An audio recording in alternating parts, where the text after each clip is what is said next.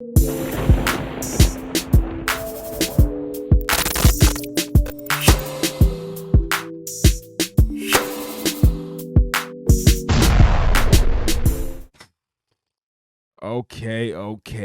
What's going on, my light ones? It's your boy MoashDMC, DMC back in the building, baby. And today we finally have what we all been waiting for the last 2 weeks, and that is none other than Chapter 1077 of One Piece. After being left in the cliffhanger of Eustace, Captain ID Kid, and one Red Hair Shanks, everyone was anticipating that very battle, but unfortunately Oda likes to play Oda games, and that is not what we got in this chapter.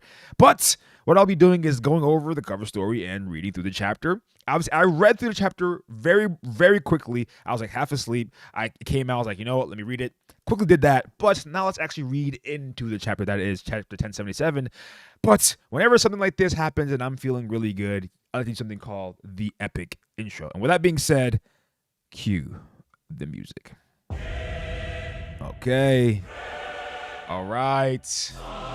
Chapter 1077 is in the books, and things are getting interesting. Last time we were here talking about chapter 1076, we had Eustace, Captain ID Kid versus one Red Hair Shanks. With anticipation at its pinnacle in 2 weeks' time of just waiting and enduring the One Piece madness, we finally get a chapter. Everyone's like, yes, we're finally getting to see it. Eustace versus Shanks. But Oda playing Oda games, so that is not what we got. Instead, we got Yonko's. Well, not Yonko's, but a Yonko. We got more of the Among Us, the man hiding in the shadows, the more murder mystery game that is Egghead Island playing out. So what's going to happen next? Honestly speaking, we don't know. But right now, everything is up in arms, up in the air. The Seraphim, they like that? Nami is like that? Sanji is like that? Zoro being Zoro, Luffy being Luffy, and the dynamic between Luffy, Lucci, Kaku, and Zoro continue to grow on me each and every chapter. Honestly speaking, I don't know where it's going to go, but I'm really excited. The chessboard is set, ladies and gentlemen. I talk about the chessboard each and every video. The reason why is because Oda's not playing checkers. My man is playing chess, and right now we're in the palm of his hands. With everything going on in One Piece right now, I can't say that I'm not excited. I'm not excited. Can't think of another word but excited, because honestly, that is how I feel right now. But way the things are going right now, I'm cut the music. Okay. Yes, I was in the middle of the epic intro, but I lost my train of thought. We're all human. Am I going to cut it out? No, because why? MoashDMC is very authentic, and if I don't have it, I don't have it. And today I didn't have it. So today, we're just going to get right into the video. Sorry you guys were getting into it, because I was getting into it too, but I lost track. But without further ado, let's get right into the chapter 1077, titled, You Should Have Put It Together Sooner. Right on the card page, you get to see the fighting between Judge and Caesar stopping, and them thinking about Vegapunk. Because honestly speaking, with this chapter, it makes the most sense why they just stopped and thought. And seeing that this is actually a flashback to what happened with Germa 66 and Caesar, it could be a situation where if they're seeing that something's happening on Egghead, hey, who's to say they don't show up? Hey, just putting it out there. Sanji's actually is highlighted in this chapter too. Without further ado, let's get into the video, or into the chapter. Fabio straight up Egghead, you guys have to. What is Sentomaru thinking? Get off this island, huh?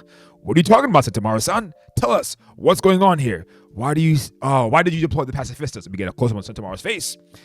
There was once an island called Ohara. One day out of nowhere, it was wiped off the map. Huh? All because the people there opposed the world government. Obviously, Sentomaru is still recovering from the fight with Lucci, which is really interesting because now that Lucci's on their side, it's like Sentomaru is just like a waste, but not really a waste, but Sentomaru is almost like the narrator to the people of Egghead. Is his message going to get across in time? Who knows? But if they don't listen to him, we may have another Ohara situation, or we may get a Skypiea situation where everyone got off in time. But with that being said, Sentomaru talking about Ohara, I like how they're rehashing Ohara yet again. It's like the second time in this very arc. Actually, third time in the last 100 chapters, because we had that situation with Black Maria and Robin. Now we had a situation with I didn't even know that Aokiji there. That's funny. That might be a little foreshadowing to Aokiji coming back. But I like how they had it. They had a little rehash between Black Maria and Robin, but then also the situation with Vegapunk telling Robin that Jaguar is also still alive. But we get A refresher on the horror incident, the island of Ohara was the host to the largest library in the world. Scholars gathered there to conduct research on the poneglyphs despite the topic being taboo. The Navy was eventually sent in to eliminate everyone on the island, including the villagers. Nicaragua was the sole survivor of the massacre, wanting Nicaragua and the Devil Child. 79 million bounty. We have Jawadi Sol, Professor Clover, Nico Olivia, Nico Robin, and Aokiji. The fact they're targeting Grandpa Punk shows how serious they are about erasing him. They're willing to lose out the world's greatest mind over this. Honestly speaking, the more the world government does things, the more I realize, what are you doing? Like, realistically speaking, right? I feel as though there should be 10 steps ahead of everyone, but for some reason, they're still just behind everyone. Obviously, you can talk about Luffy, the D-Clan, XYZ, but Im-sama is supposed to be this all-knowing being, right? But then at the same time, did they not know Luffy had the Devil Fruit, right? And realistically speaking, if they didn't know, cool, that makes more sense. But if they did know, right at Marineford, that should have been step one, taking him out. Once he broke into Water 7 in his lobby, that should have been step two, right there. Like those three instances, right? Then you should have put everything you had into taking him out. But we'll leave that for another day because we never really know until it actually tells us a little bit more. But they're willing to lose the world's greatest mind over this. That's why I think whatever's coming will be even more monumental. And this place will be ground zero. As in, you better get out of here because the bomb is coming and I don't think I can save all you people. Hurry up, Straw Hat. What's going on up there? Control room, 4th floor, building A. Huh. What's up with these guys? Conch Organ, Handgun, Yellow Lotus. I actually liked it that we're getting new attacks from Lucci. Maybe it might be attack from before, I can't remember, but I can't remember it. But basically, we got to learn something very interesting, which most of us already knew, but it's actually finally said out loud for the people who had questions about it. With the Seraphim actually being the world's strongest beings. And they said, take that! Kaku, Tempest Kick. S-Hawk easily dodges it, but he says, Onslaught. And he keeps throwing blades, air slash with his feet. And then Zoro says, one sword style, lethal line song, and actually hits S-Hawk right through the center with a combined attack. I think also Kaku hit him at the same time. But honestly, they're pretty much unfazed. And it's really interesting because when Pythagoras was talking about getting battle data from the original fighting the Straw Hats originally, it's like now it's like surplus because they're fighting 4 people. They're fighting Luffy and Lucci, Kaku and Zoro, and the person who's fighting each of them is very interesting because you have basically like a tank type of person with S beard, and you have tank styled people with Luffy in his Gear 4th and Lucci in his like big hybrid form attacking him, attacking S-Bear, and then you have 2 swordsmen attacking S-Hawk. So you're basically just giving these 2 battle experience, and if you're not really doing any damage, you're basically just making them stronger. And if you're making them stronger now and you can't do damage to them right now, obviously Lucci's not using his awakening, Kaku's not using awakening, Zoro's not even. I'm just gonna say Zoro may not be using Haki, maybe he is. He's not using Conqueror's Haki specifically. Luffy's not using Ryo or Advanced Armament or Advanced Conqueror's Haki. So at the same time, they're not really trying to take them down. They're just trying to like put them away. You know, they're not really trying to destroy them. They're just trying to like, hey, you gotta stop fighting. But interesting part is that he's right. Shaka's right there and not saying anything. But we move. What the heck? They're getting away too easy. No, okay, time out. Okay, we'll get to it when we get there. They're getting away too easily. Do you think they're Kaido or something? Cut it out already. Now that you mention it, they kind of remind me of King, that guy I fought in Wano, Zoro says. A Lunarian on Kaido's crew? I never caught what his people were called. I see. That must have been Albert, the test subject who escaped a long time ago from Punk Hazard with Kaido. That question mark. These Seraphims owe their toughness to his Lunarian bloodline. No kidding. It's very interesting to me that Vegapunk, Shaka is watching these people fight, right? And he knows about Lunarians, right? And he's not telling them anything. He's just watching them throw bows at 2 Lunarians who essentially can't do anything too. Which is really interesting is that Shaka is here, right? Emphasis on here. This is what I want to show you guys in the beginning of the chapter because I want this because I didn't really, like I said, this is my reread, but they're on the control room 4th floor building A. So this is where they are currently now fighting the Seraphim, right? So we scroll down and we have Shaka telling them this, and they say that they're Lunarian blood, but he didn't tell them how to defeat them about anything about how their flames work. Flame on, they're really, really durable. Flames off, they're not. But then we have Zoro continue to talk. In that case, pay attention to the flames on their back. Our attacks will only be effective when they go out. Really, he was practically invincible when his fire was on. Interesting. It means Zoro's conquers Haki. He was timing up his speed form versus durability form, which is Zoro's BIQ coming into play. But right now, it sort of shows a knock to Zoro's BIQ as well. My bad. If I had clocked it sooner, it could have saved us some stamina. No matter with this intel, we can finally make some progress. Yeah, there wasn't much about King to clue me in on. He only had a couple of unique features: white hair, brown skin, black flames, and flames on his back. And they're like, dude, that is literally what we're fighting right now. Like, dude. That was terrible. We move. You should have put it together sooner, obviously. Hey, helmet guy, where are you going? We do actually get to see him leave, right? Which is very ominous too. He said, where you guys going? I think I may know where the seller has gone to, right? It's very interesting that he starts to leave, right? But okay, I'll talk about it later on. All right, we'll talk about it later in the chapter. Don't get in my way. Zoro goes after. S-Hawk was trying to go after him, and I can't tell if this is Zoro speaking, but I'm assuming this is actually S-Hawk speaking and saying, don't get in my way. And then Zoro's like, we're in a bit of a rush. We get to see Zoro versus S-Hawk clash again. 3rd floor, building A. Because remember where Shaka is right now, right? Maybe the elevators do work, but I'll talk about that in the chapter. Like I said, 3rd floor, building A. Let's go, Zeus. Yeah, Nami-san. Nami-swan. Okay. Nami hits is versing off with S-Shark. She says, we can't treat him like a kid. And S-Shark is just stone faced almost all the time. He's like, yeah, man, do what you gotta do. He's a heartless killing machine, as we get to see decapitated Brook, and Edison's completely out for the count. One of our friends was already ambushed, and he basically totaled Edison. Ugh. He's definitely not a kid, and he's not cute either. That's right, Nami. They said, that's right, Nami. Don't hesitate. Close your eyes if you have to. Just fling me and I'll handle the rest. Thunderbolt as he hits right through S-Shark with basically Zeus doing the blunt damage. And we get to see the whites of S-Shark's eyes, and just to note that S-Shark didn't have his flames on. Oh, he had his flames on here, right? But then when he's hit, his flames are off. So I can't tell if they're controlled or I can't tell if they physically control when it's on or off, or like they just he just didn't know that was coming and he turned them off himself. But anyway, his flames were off. He says, ugh, I'm sorry, Jinbei, as Jinbei falls into the floor, because remember, he has a swim fruit, or swim fruit. I can't remember the name of fruit, but he has Senior Pink's fruit. Splash, Brook's like, splash, doesn't make any sense, because I don't think Brook knows that he has the fruit, but it's interesting because I think he's saying splash because he realized that basically the floor is actually turning into water, which is actually what I'm going to talk about next. He dove down again. Nami-san, run. He's coming from below. So Brook knows what the battle tactics at this point. She says, what? It didn't work. Basically doing no damage to Jinbei, but at the same time, or S-Shark, but at the same time, his flames are still off, right? So even with his flames off, he's still they're still very, very durable, right? She screams, Kya, Abude. Hopefully I pronounced that right. Abude. Oh. If I ruled a country, my decrees would be simple. We see someone talking in the back. We see like a little figure starting to fly.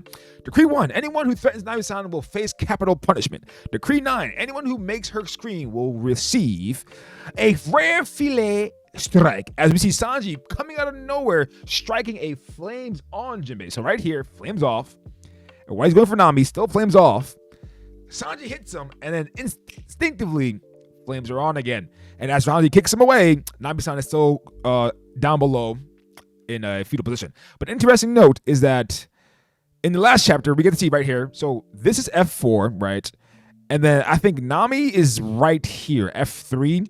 And Sanji, if I remember correctly, is right here. So Sanji got there in a quick pace. Wait, let me just double check and see where Nami was, right? Yeah, okay, so there's a chart right here. So Nami's right here, and then Sanji, I believe, was right here and got there. As soon as he heard Nami scream, he was gone. Another speed feed for Sanji. Lock it in. Sanji-kun, are you okay, Nami-san? I can't take care of this. You won't get another warning. Excuse me. And then as he's talking to Nami, giving her like the Prince Charming, he's also berating S-Shark, saying, you might get another warning, small fry. Huff, huff. I don't give a damn if you're a kid or if you're another Jinbei. I will be your judge, jury, and executioner, Jim Brat. As we see, like we talked about in my last video, that Sanji has forms now. Essentially, he has the time when his eyebrow actually switches, which sort of gives him the germinal abilities. I don't know if it's like just the speed increase or if his exoskeleton can be turned off and on, but essentially we see the eyebrow switch. And also we get to see like another like, I'm not going to say this is like a different emotional Sanji, because this is how Sanji really already is way before he even got the Germa suit. So people are saying this is like evil Sanji, but I like it. Let's go with it. But Sanji was already acting like this most of the time, especially when he got back from Kamabaka Queendom, from the time skip. right? So we get to see Sanji's eyeball switch, like I was talking about in my last video, that he essentially has a form. He can switch it on and off whenever he wants. And we go to the third floor, building C. How dare you petrify work? Oh, petrify work. How dare you petrify York? Bubble gun as Lilith shoots at S-Snake. It grazes her arm, and then he says, whoa, she just brushed it off like it was nothing. Huh?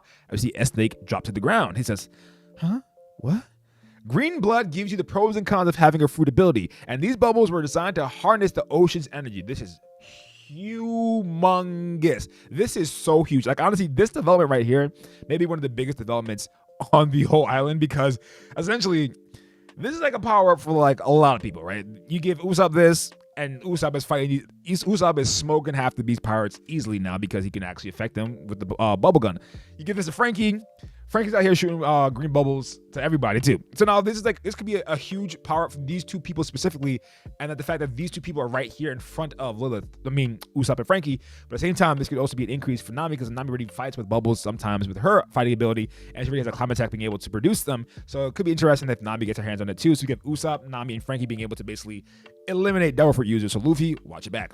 All right. You're there. Okay. And these bubbles were designed to harness the ocean's energy. They're your weak point. Okay.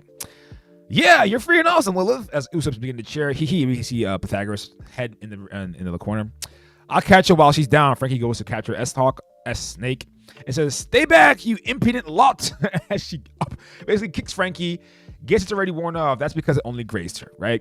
And then we see, and this is what I like about S-Snake, because I feel like we're getting. I feel like the biggest part about Boa was her temper, right? Just her attitude, right? And with the other Seraphim, we don't really get much. Like S Shark doesn't do jack shit. Like his face is like always stale face.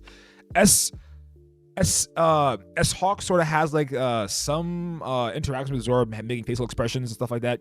But S Bear is also like S Shark. They don't really do anything. But S Snake, on the other hand, like I said, I already talked about S Snake. The reason why she's able to talk and do all this stuff is because Boa's conquers Haki. But basically, because Boa had conquers Haki, and then you're basically copying the DNA of Boa, and she's very much she's playing to her strength. She knows that she's a cute, adorable child, so she's playing to that strength in order to fight these combatants. So she says, she's mad now. She shoots a laser at all of them. They did, Usopp and them dodge. Frankie takes the green bubble and starts to attack S-Snake from behind. Tap. As soon as it touches S-Snake, the effects of the green bubble are working on her again. Take that, you rascal. Frankie, you genius. You used that bubble perfectly. Give up already, runt. Essentially, they're still not really trying to... What I'm realizing that they're still not trying to hurt the Seraphim. The only one that's physically trying to hurt a Seraphim are Luffy, Lucci, Kaku, Zoro, and Sanji. But everyone else is sort of like just, I mean, this is the only people fighting about. I don't think they're physically trying to hurt S-Snake, is what I'm getting at. But everyone else is trying to take their heads off. But right now, this one, they're trying to like, you know what? They're just trying to subdue her. Get her ready. This is agonizing. And then she starts to cry, and Frankie's like, I'm sorry. And that is when things turn for the worse. Because usually, the thing about Boa's Devil Fruit, even though we just got released in SBS 105, is that I'm thinking it's not just like, so with Boa, right, the adult version, it's like lust. If you lust over her at all or have any impure thoughts about her, she can easily turn you to stone.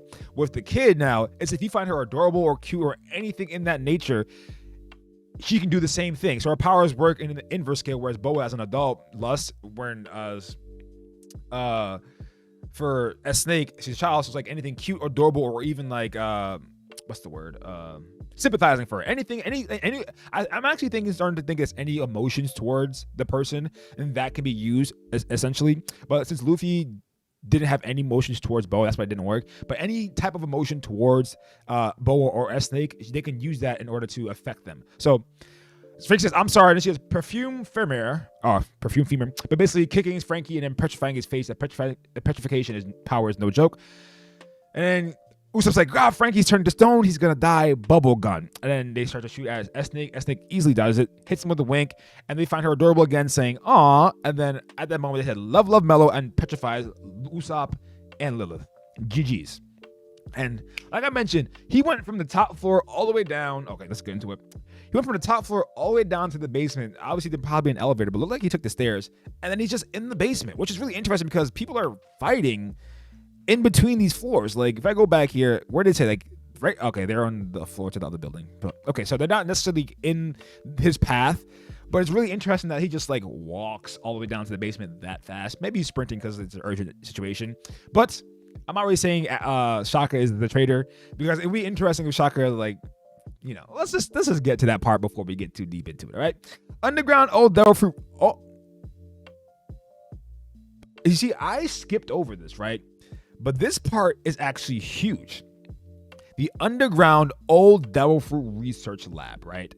And this is why it's really interesting to me. And this is why I made a video before. And I'll definitely come back to this, but just hear me. I'm going to come back to this, but like, this is very interesting. He says, who's there? Are you the one behind all this? Come out and show yourself, right? It can't be. So basically, Cypher Pole was talking to the person that walked into it. It can't be. You're those Cypher Pole agents. I thought you had come and gone ages ago. Why are you here? Save us. I don't want to die. Shaka, Stella, so this is where you were? Who could have done this? I'm so glad you're okay. Let me help. Say Shaka. Who is that you brought with you? What? Click, bang. Just like that, Shaka's gone. Headshot, not missing, full auto, full aim. I got you in my sights, Overwatch style. Headshot, done. Shaka, Vegapunk is shook. Yeah, he's been shot. What's going on? Who's that? Who was that? Thud, splurt, katuk. Someone's walking again. Vegapunk snuffing out Ho with a single shot, katuk. All right, so the person's walking away, right? So immediately we can sort of take away some people, right? We didn't get Robin in this chapter, so people were saying Atlas, but at the same time, we didn't even get, if Robin was in this chapter, we didn't see Atlas, that'd be more interesting. So I'm just gonna table all the Vegapunks for now, right? So Vegapunk, the main body is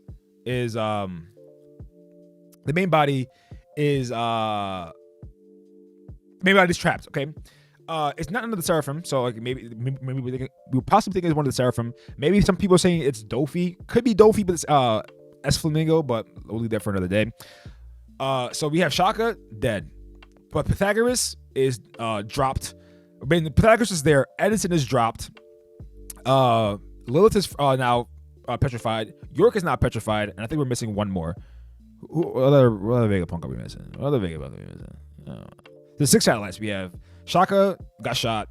Atlas not in this chapter. Edison done. Pythagoras is over there. Lilith petrified. York petrified. All right, so that's 6, and then Vegapunk is captured, right? So people I scroll down. People like talk about Dofi. It's interesting, right? So that sort of implies that these people right here are just out of the picture. All the Stellas are basically out of the picture, and so is Vegapunk, right? People are saying it's a traitor. It could be a traitor still. It could be one of them faking their death. Maybe York faked their death. Maybe Atlas fake. Maybe Atlas has a clone because Atlas can put on any face that she wants. Maybe York faked her death. But at the same time, let's just table all the satellites now. Right here, right? And these 2 lines right here are very interesting, right? So we have the underground old devil fruit research lab, right? And it says, who's there? Are you the one behind all this? Come out and show yourself. So these Cypher Pole agents have been in here for 2 months. And it's either they got put in there and left in there completely, never were to be checked upon again, or the person that keeps coming back and forth, because remember, the person's actually down there right now, he just hides in the shadows and they just never had actually seen the person to like themselves. And right, and then we see right here, this person Shaka walked all the way down the stairs by himself and he didn't see a single person, right? And then he's like, who's that you brought with you? And all of a sudden there's another person there, right? And we had the underground old devil research lab. Remember I talked about, now I'm sort of really feel like it really is the Blackbeard pirates, right? Originally, I didn't have too much of a thought, right? But because Blackbeard, remember, Blackbeard talked to Law and saying, there's only a couple places you guys can go from Wano. And I just assume there's going to be one of you 3 coming here. So Blackbeard knows the locations that you can go from Wano. And if Egghead is one of those places, it may be a situation where he does go to Egghead, right? But this person now has shown that he can hide in the shadows physically and hide their presence completely. Not only from the cameras, but at the same time from the observation hockey of the people that are on the island, right? So the reason why it's interesting with Blackbeard fighting Law is because we got to see Blackbeard, Van Augur, Jesus Burgess, and Doc Q. And all the other Blackbeard pirates are just gone completely. And my thought process, if someone who can hide in the shadows could be Morris, someone who can like basically get in and out places without being seen, also Shiryu, wouldn't it make sense that they're not only hiding people in the basement, but they're also hiding people in the basement of an old devil fruit research lab. And when I'm thinking about this, it just makes the most sense that it is possibly the Blackbeard pirates, or maybe a couple of the Blackbeard pirates, going and doing something for Blackbeard on Egghead Island, an island that Blackbeard possibly knows about or should know about, and the reason why they were able to get in and out is because, one, they can go in and out undetected, with whether it be Moria, but I'm thinking more or less on the lines of Shiryu. And that's why Shiryu actually got Absalom's Devil Fruit, because realistically speaking, it makes no sense for him to get Shiryu Absalom's Devil Fruit. Like, there are plenty of way better Devil Fruits out there for Shiryu, a swordsman. But someone like Shiryu, who's always in the shadows, basically, even when he was in Impel Down, it makes sense that, and he likes killing. I mean, you already know about the situation with him and Impel Down. In the old Devil Research Lab, he probably went there and got some research on Devil Fruits for Blackbeard. So, I mean, I'm not saying the stars are aligning, but they very much are aligning, right? So that is the page by page. So we have cover story, P by P. And now we're going to go right into ratings. So for the chapter, I did like the chapter. I enjoyed it a lot. I mean, we have all the post-time skip comedic effects with Lucci, Kaku, Zoro, Luffy. And then we have more interesting takes about the Lunarians. I mean, not the Lunarians, but the Seraphims are basically, stocks are rising completely. And now we actually know they actually still do have the same abilities as King. I already knew that, but a lot of people wanted confirmation. And here it is, getting confirmation. And even the fact that Luffy and Zoro even combined attacks from Gear 4th Luffy and a hybrid Lucci. And even though this is like basically base Kaku and then essentially like a one-sword style Zoro, like these people are still tanking these attacks fairly easily, and they're not doing any damage. And to the point where Zoro's like, yeah, if their flames are on, they're basically invincible. And even Vegapunk chiming in, which is really interesting that he didn't say it earlier, but him chiming in saying, yeah, they owe their toughness to that guy because they got the Lunarian blood. So it's interesting. So for rating for this chapter, I'm gonna give it a solid 8 out of 10. And I'm gonna say, yeah, I think it gives it a nice 8 out of 10. It's really interesting that Shaka just got from the top floor all the way to the bottom floor with no like implication of him stopping and even saying something to other people. Or I understand he's in a hurry, so that's why he ran there. But it's almost like I have an idea where he may be, and it just runs all the way to the basement. That's very sus to me, right? Like you have an idea where he may be. The old Devil Fruit Research Lab, maybe because no one actually goes there anymore. He's like, maybe the place that he may be is all the way down there. But how would he know he's down there? How would he know that someone captured him? You know, like what makes sense that he may be down there, right? But the reason why he may say that is because like there's no cameras down there, and then him going down there to check makes sense. It's like the only place that I can't see right now is the old Devil Fruit Research Lab. So let me go down there. And then we get the bang, and we get Shaka being shot right through the head. So Shaka right now, hopefully it's not a graze, and hopefully it's just a strictly like bang shot through the head. At the same time, the satellites are expendable at the end of the day. So Shaka going down makes sense, all right? So what's to come? All right, so now we can sort of put things in place, right? So we go from the top to bottom. With the fight between S-Bear and S-Hawk, right? Now that they know that the flames on, flames off situation is going to happen, I'm interested to see if I'm interested to see if they just fight with their flames on the whole time. And basically, they'll just last, and we don't know how much damage they can take before they break, but they'll just last until they're out of energy. But at the same time, we have Zoro, who can take it a whole other level with Astra plus Conqueror's Coding. Luffy can do Conqueror's Coding. Lucci and Kaku can also go. Luffy can also go Gear 5th, and then Lucci and Kaku can both go Awakening. So what's gonna play out right here is I just have this inkling, right, that S-Bear is possibly gonna displace one of these 4 people, or maybe 2 of them, right? I like how it's black, white, right? They get the black futuristic outfits, and then you have the Sapphire Pole. But I could definitely see a situation where S-Bear displaces maybe Zoro, and then Luffy fights S-Hawk. I don't know, but I just see that S-Bear is probably going to displace the people, and I just find it interesting that these people are fighting specific people, right? And then Bonnie is still somewhere off learning the memories of Kuma, which is still interesting because she's still on the island, which may play a really big factor in it, especially if she sides with the Seraphim, right? That would be interesting because then Bonnie can age these people, and I don't know if because they're not essentially living, but they are living, like if the power will work on them, like the reverting back to the age will work on them. Maybe they may just stay older, or maybe not. Who knows? But it's interesting with this matchup right here. I'm liking the idea that it may be Zoro versus S-Hawk, and we sort of get like a preparation for Mihawk, but we'll see. Or Zoro may keep fighting him, and then S-Hawk becomes as strong as Mihawk. But what's to come is I can definitely see it turning into a full-on battle between the two, right? And maybe like they go somewhere else. It's interesting. I don't think Luffy is gonna allow them to leave, but maybe. I don't know. It's really interesting. I definitely see Kuma displacing, like, I can see Kuma probably displacing Lucci and Kaku, or maybe getting rid of one of them, right? And possibly them teaming up with Stussy, because right now Stussy is with, I think, Robin. I can't remember. I gotta go back and check. But the fight between these 4 is gonna be really interesting when it plays completely out. And then we keep scrolling, and then we also have Nami interacting with S Shark, and basically we have a 2v2. We have a 2-on-1, a 2v1 against one Seraphim, and I don't know if Brook is still there, right? So technically we may get a 3v1 against S Shark right now, because right now we have Sanji coming back, Brook is getting up now, and then Nami's still down, but at the same time all three of them can sort of attack S Shark. So that may happen, but we may get a Sanji 1v1 with that Seraphim. But who knows? Who knows? This could be Sanji's fight with King without actually fighting King. And it's interesting because I think the splash sort of indicates that his flame goes out when the water touches him. So if Sanji picks up on that, he may... Because Sanji doesn't know the weakness. So unlike Zoro and the others, Sanji doesn't know the weakness. So it may just be Sanji fighting him and then figuring out the weakness, but we'll have to wait and see for that. And then we go down, we have this one. This actual fight is really interesting, right? Because if you go based on like power scaling wise, right? These Seraphims are tanking attacks from Gear 4th plus Rob Lucci at the same time. But Vegapunk, the creator of them, was like, they're not ready to take on lasers. But now we have a situation where Usopp and Lilith, so now we actually had a 3v1 against this Boa, against this Seraphim. But now we have the fact that we have Usopp and Lilith both down, right?